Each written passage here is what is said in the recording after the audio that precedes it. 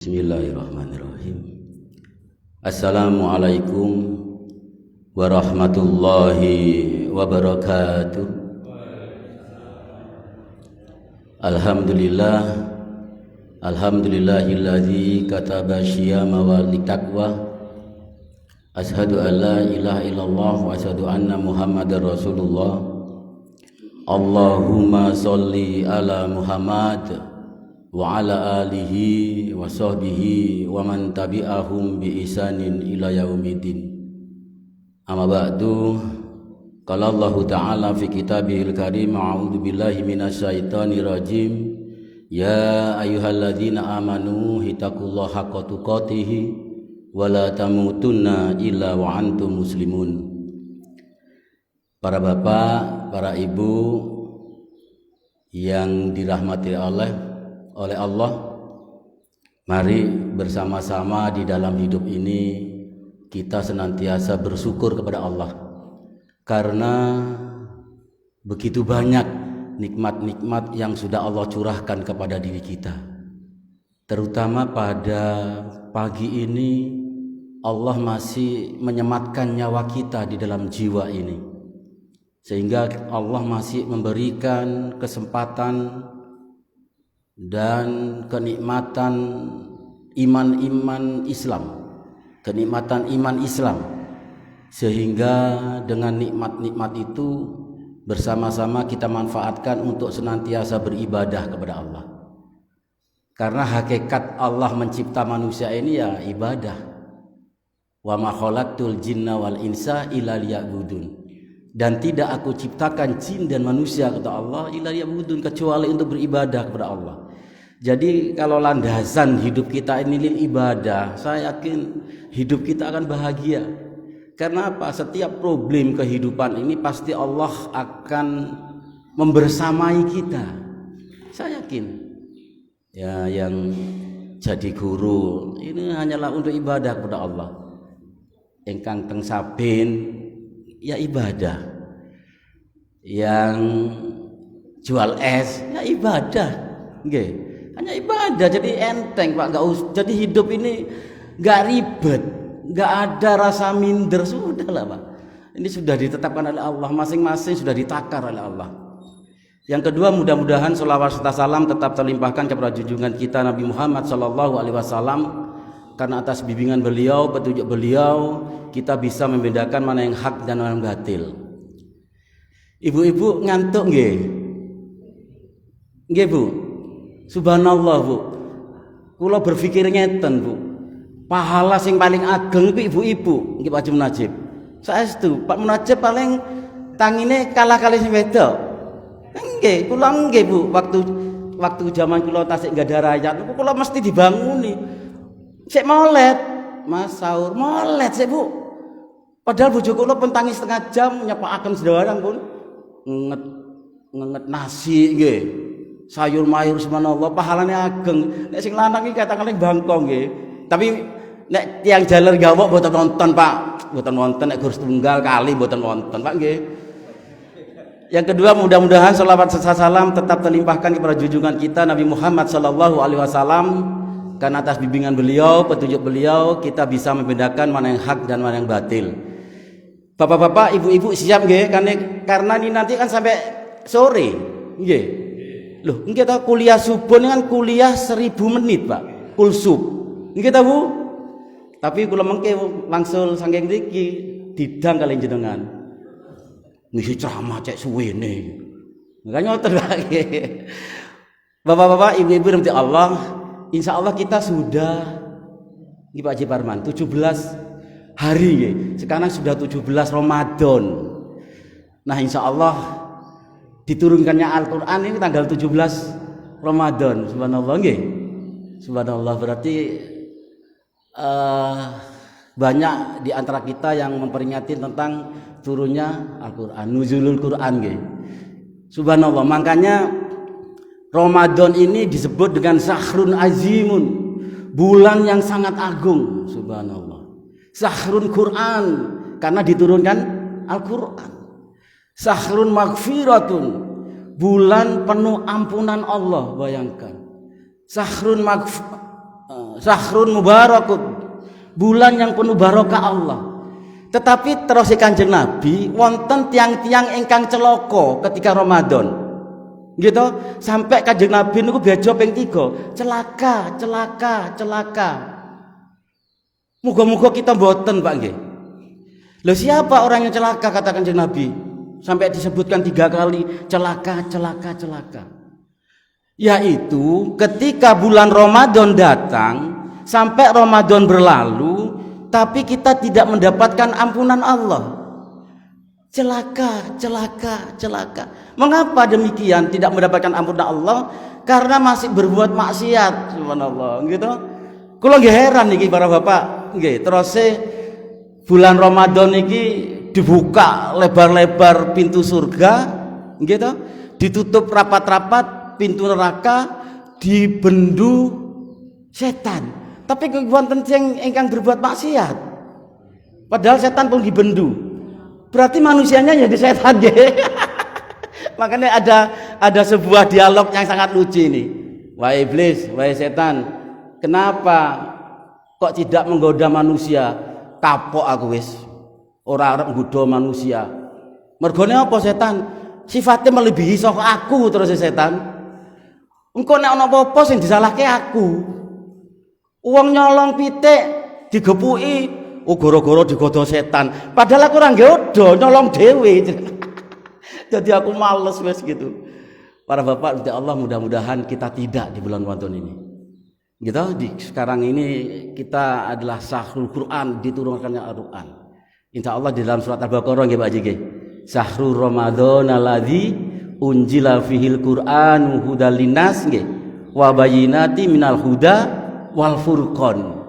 Di dalam bulan Ramadan itu di dalamnya terdapat diturunkannya Al-Qur'an hudalinas sebagai petunjuk manusia, wabayinati dan penjelasan tentang petunjuk itu, minal huda wal furqan dan pembeda antara yang hak dan yang batil. Sudahlah para bapak Allah, hidup kita ini berdasarkan Al-Quran sudahlah aman. Petunjuk yang jelas bagi kita, petunjuk yang hak dan yang batil bagi kita. Tidak usah mencari petunjuk-petunjuk yang lain. Nopo malah nek dodol es sepi digodha tiyang. Pak Yanto, kok sepi dodolane es? Nggih ya nopo niki? Nyang kono Pak Yanto, ana wong urip jenggote selemah. Urip nang pinggir kali, nek sampean nyabis rono mulai sugih. Sudah ada petunjuk di Al-Quran dan kita sudah bertauhid kepada Allah. Subhanallah para bapak yang di Allah, memang godaan setan itu subhanallah sangat dahsyat. Sudahlah, sekarang kita sudah 17 hari melakukan ibadah puasa Ramadan.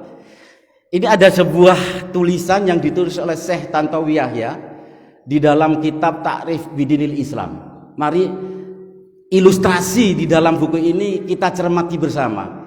Yang kita ini sudah 17 hari berpuasa di bulan Ramadan.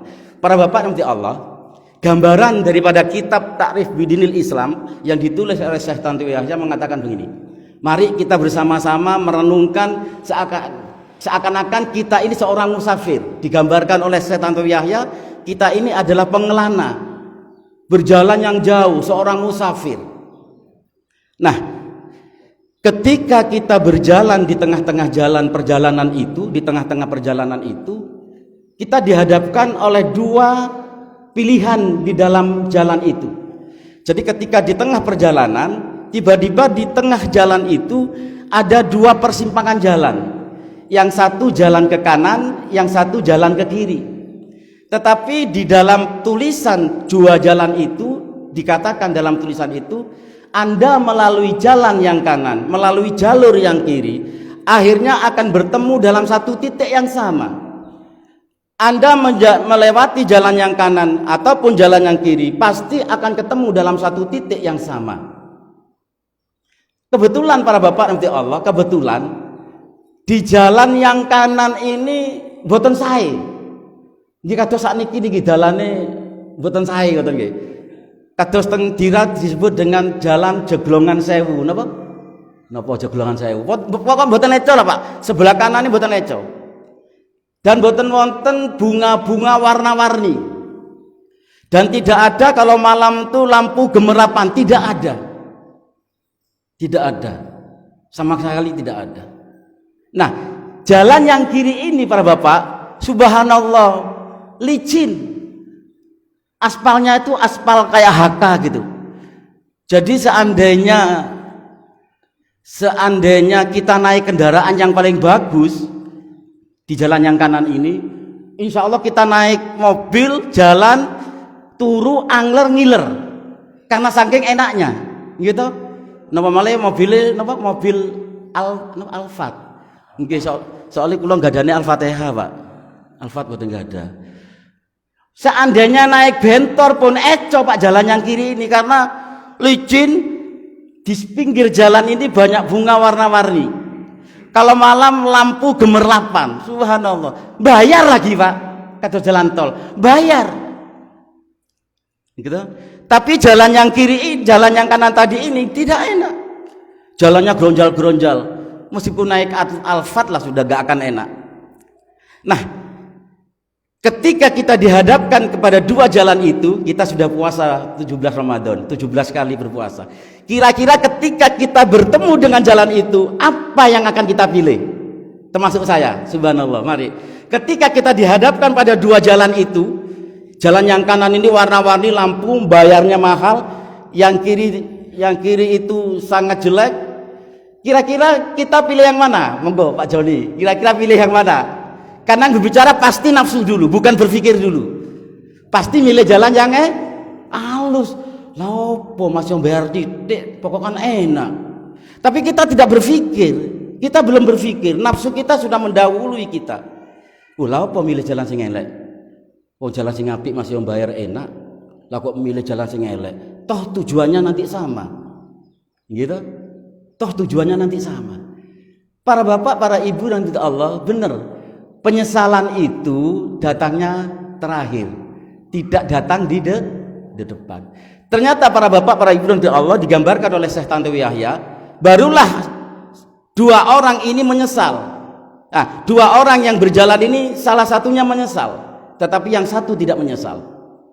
Ternyata siapa para bapak, para ibu dan Allah yang tidak menyesal ketika di akhir ujung perjalanan? Ternyata orang yang memilih jalan tidak enak tadi, dia bahagia betul, abadi. Ternyata yang milih jalan kanan yang enak tadi menyesalnya abadi. Memang jalan ini kedua-duanya sampai pada pertemuan titik yang sama. Memang jalan yang satu ini jelek, yang satu ini bagus. Tetapi jalan yang bagus tadi, akhir perjalanan Anda menemukan kesesatan yang abadi, menemukan ketidaknikmatan yang abadi. Tetapi jalan yang jelek ini, ketika Anda memilih jalan yang jelek ini, ternyata Anda menemukan kenikmatan yang abadi. Inilah yang digambarkan oleh Syekh Tantowi Yahya, perjalanan hidup kita di akhirat kelak menuju surga atau neraka. Ternyata para bapak di Allah, jalan yang kanan tadi itu adalah jalan yang bagus tadi, itu gambaran kita menuju neraka Allah. Tapi jalan yang elek tadi itu perjalanan kita menuju surga Allah. Lo kan nggih Pak, nek awake dhewe milih surga niku abot Pak. Tapi nek kita itu memilih neraka, seakan-akan nikmat hidup ini. Sehingga saya di YouTube dikirimi teman-teman saya itu, ada orang rambutnya gondrong, ada yang tanya, "Mbah, opo to Mbah bedane neraka karo surga?" Ada yang lihat enggak di YouTube? Opo Mbah bedane surga karo neraka? Langsung di YouTube itu saya baca, surga kuwi murah, neraka kuwi larang. Lho piye Mbah penjelasane? Piye Mbah penjelasane? Dugem, dunia gemerlap malam, datang ke disko, datang ke ke kafe-kafe yang gemerlap, bayar larang. Tapi ngaji, sholat gratis, orang bayar. Katanya mbah yang rambutnya gondrong. Tapi mereka tidak berpikir bahwa yang mahal itu akan menjerumuskan kita ke neraka Allah. Ini yang ditanyakan, ini persis gambaran daripada Sentawi Yahya tadi. Digambarkan dalam kitab Ta'rif Bidinil Islam, itulah perjalanan kita ke surga atau neraka. Kita yang memilih. Kan nggih, Bu? Lah kita di dalam bulan Ramadan ini diajarkan oleh Ramadan. Nuwun sewu, akhir daripada Ramadan itu apa, Pak?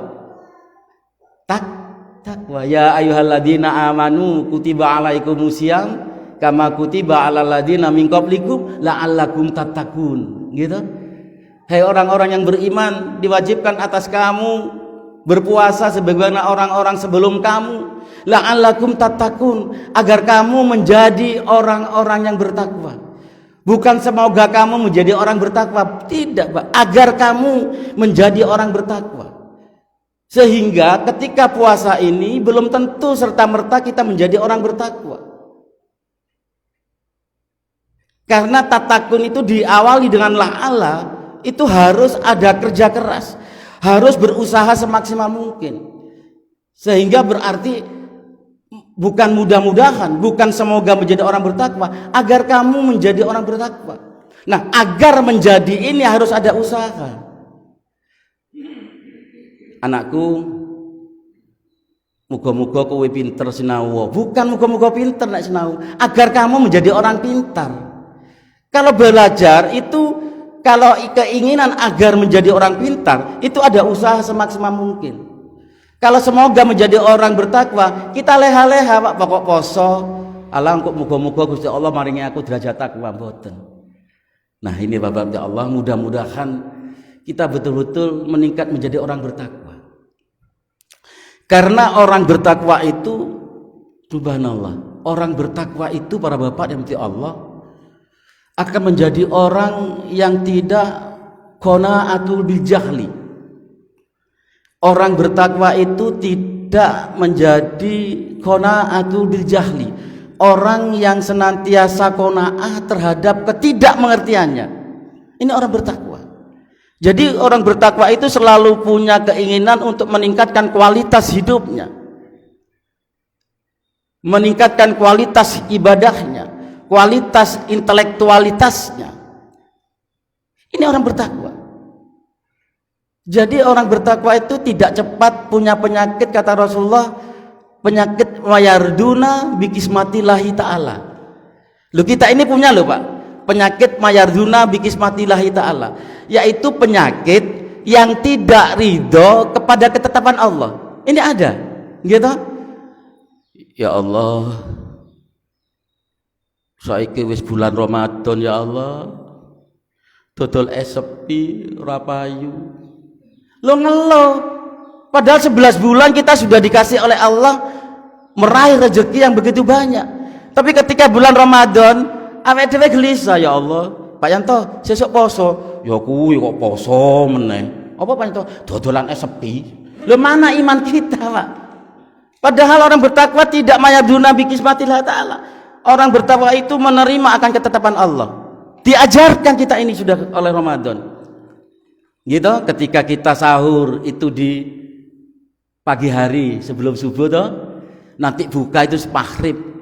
Jenengan ketika siang itu lapar, serta merta jenengan makan, boten ditahan. Muga-muga ya Allah, setengah hari ini saya diberikan kekuatan untuk puasa sehingga kami menemukan buka puasa nanti. Loh, ini kan kita sudah menerima ketetapan Allah, Pak. Tapi penyakit itu masih ada, pasti ada. Penyakit mayarduna bikismatillahi ta'ala ini pasti ada, menerima tidak menerima ketetapan Allah. Nah, dengan puasa kita diajarkan itu. Para bapak, para ibu yang dirahmati Allah, saya tutup dengan satu kisah supaya hasilnya bisa dicatat oleh akal pikiran kita. Para bapak, para ibu yang dirahmati Allah, di dalam sebuah kitab Ta'rif Bidinil Islam lagi di halaman 52 disebutkan, ada sebuah kerajaan yang rajanya itu hidup secara memimpin itu adil bijaksana. Seorang raja yang memimpin kerajaan itu adil bijaksana sehingga masyarakatnya begitu mengeluh-elukan. Tetapi para bapak dan Allah, ada salah satu penduduk yang hidupnya pas-pasan. Dia selalu berpikir, besok saya ini mau makan apa tidak? Besok saya ini bisa makan atau tidak? Loh, kalau sementara kita kan tidak, Pak. Besok saya makan apa? Kan gitu, Pak. Tapi penduduk kerajaan ini mengatakan, besok itu saya bisa makan atau tidak. Tetapi penduduk yang semiskin ini sangat dibanggakan oleh masyarakat luas. Karena apa? Karena mempunyai pemeliharaan kuda. Kudanya bagus, Pak. Kudanya bagus, tinggi. Disebutkan oleh masyarakat, kudanya si fulan itu ganteng, larinya cepat. Sampai didengar oleh sang raja. Akhirnya sang raja mengutus 2 orang untuk melobi supaya kudanya bisa dibeli. Nah, ketika datang ke si fulan, para tetangga tahu, umek, ono apa iku si fulan kok ditokoni utusan raja. Setelah utusan raja ini keluar, baru tetangga itu datang. Ada apa utusan raja? Iku lho sang raja naksir kudaku, arep dituku. Rego piro? Ora ngeki rego, sak mengoku dikeki, sak mengoku dituku. Apa kata sang tetangga? Sampeyan niku lho Pak Yanto duwe jaran apik, uripe sampeyan lho kempas kempis kok ora didol. Sampai nek didol kan sugih. Tetangganya bilang gitu, Pak. Umek sudah Pak tanggaku. Tangga itu kan kadang-kadang nggih mengkompori, kadang-kadang lagi menasehati yang gitu. Ya apa Pak Yanto, uripe sampean lho sesuk iso mangan apa ora kok gak didol. Biar wis, ini amanah Allah. Lah 2 hari berikutnya para bapak, kuda ini hilang. Kuda ini hilang, datang lagi tetangga. Ngelok-ngelok lagi. Piye Pak Yanto? Seandainya kuda tadi kamu jual, sudah dapat uang, tapi kuda gak ada, gak apa-apa. Sekarang kudamu hilang, gak itu apa-apa, disalahkan lagi. Seminggu berikutnya dalam kitab Ta'rif Dinil Nafsi disebutkan, seminggu berikutnya kuda ini kembali para bapak, para ibu, kembali. Tapi kuda niki jaran niki balik mboten dhewean. Dados gangsal. Dados gangsal gawa nggeret koncone papat. Mergo ganteng kudane paling Bu nggih. Soale sing papat niku Bu, sing 3 niku betina, sing sitok jaler, sing 3 niku paling kentil paling iki. Jaran kok ganteng. Wis aku tak mulih, aku melu meleh ngoten Bu nggih. Pulang, bingung yang punya rumah. Loh, kok tambah 5? Akhirnya anaknya satu-satunya yang gede tinggi, anaknya punya 1 cuma. Tinggi, ganteng anaknya juga. Tugasnya kamu menjinakkan 1 kuda yang masih liar. Dan kamu buat kandang lagi 4 sehingga 5 cukup kandang itu.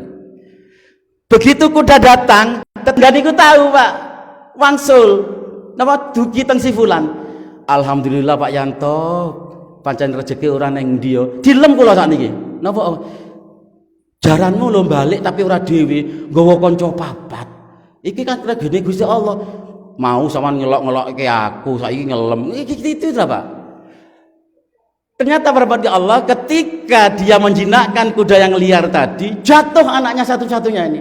Jatuh anak satu-satunya ini. Blek. Akhirnya tidak bisa jalan. Lumpuh, tidak bisa jalan. Datang lagi tetangganya, Pak. Datang lagi ibu-ibu tetanggane. Napa nyalahaken malih? Percuma Pak Yanto, kok percuma maneh piye to sampean iki? Mas dia duwe jaran 5. Nek anake cacat ora iso mlaku, ora ngadeg, urung rabi meneh. Padha karo sampeyan Pak Yanto. Urung rabi meneh sik enom. Percuma duwe jaran 4. Diilo-iloi lagi para Allah. Diilo-iloi lagi. Jadi gak ada benernya. Nah baru tetangga itu datang lagi, ngelem lagi ke saya. Setelah anaknya lumpuh, datang utusan sang raja membacakan maklumat dari sang raja. Wahai penduduk kerajaan, diwajibkan bagi yang laki berbadan kekar, berbadan sehat, tidak tua, tidak muda. Karena kerajaan kita hendak diserang oleh kerajaan lain, saya mewajibkan bagi kaum laki-laki tua maupun muda yang berbadan sehat kekar wajib berperang. Wajib berperang. Ini maklumat saya. Baru datang tangga-tanggane. Alhamdulillah Pak Yanto. Apa kok alhamdulillah. Anak sampean kan lumpuh. Dadi enak aman ora iso perang. Lah anakku ganteng-ganteng telu budal perang lho Pak. Piye Pak Yanto? Urung tentu perang mulih iku slamet. Urung tentu nyawane seenek. Alhamdulillah Pak Yanto sampean dikei rezeki oleh Allah masih anake sampean cacat tapi ora bakal mati melu perang. Lah anakku telu ganteng-ganteng urung rabi Pak Yanto. Budal perang iya nek urip nek mati. Inilah rahmatnya Allah. Mari apa kisah ini? Semua itu sudah ada di dalam ketetapan Allah. Kita harus qanaah setiap apa yang telah kita terima ini adalah ketetapan Allah. Jangan sampai mayarduna bikismatillahi ta'ala. Jangan sampai kita itu tidak menerima ketetapan Allah. Sehingga kalau kita mau menerima ketetapan Allah, insya Allah hidup ini aman para bapak Allah. Dikasih rezeki sedikit alhamdulillah, kan ngerti Pak Haji Farman. Dikasih rezeki banyak alhamdulillah. Lu kadang-kadang boten Pak. Ya Allah, seandainya saja jualan saya es krim 1 bulan laris terus, saya tak ibadah yang pateng kepada Engkau ya Allah. Dikai rezeki akeh yo bingung, salat yo lali gitu Pak, bersyukur nggih mboten gitu. Jadi mari setiap apa yang sudah diberikan oleh Allah adalah sebuah ketetapan yang telah ditetapkan oleh Allah.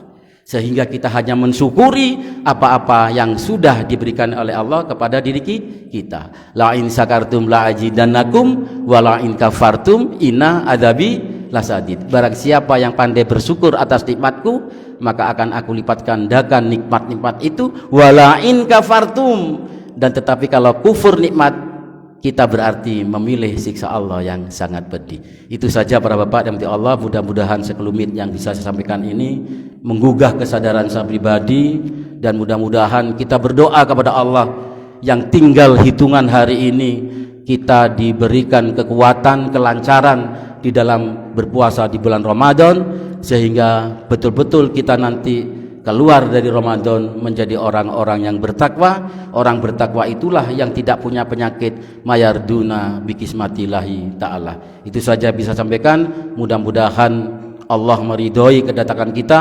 Mudah-mudahan amal ibadah kita selalu diterima oleh Allah, dan kita selalu diberikan kebahagiaan oleh Allah, baik bahagia dunia maupun bahagia di akhirat. Ihdinas siratal mustaqim, billahi taufik wal hidayah. Wassalamualaikum warahmatullahi wabarakatuh.